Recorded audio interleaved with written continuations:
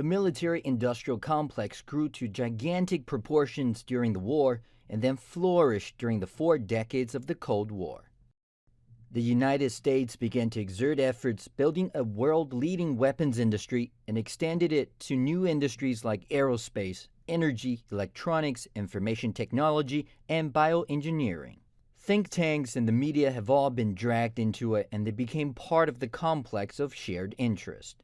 Between 1948 and 1989, the government spent more than $10 trillion for national defense, and much of the money found its way into the bank accounts of the defense contractors, their employees, and their suppliers.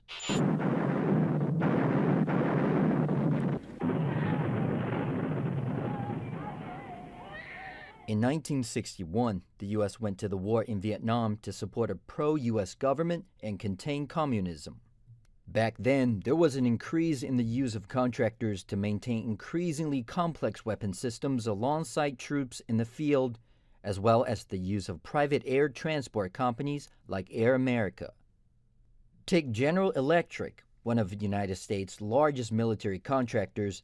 The company's work in aerospace production was mainly for the government and was considered essential for the nation's security. Between 1962 and 1970, the company experienced dramatic growth.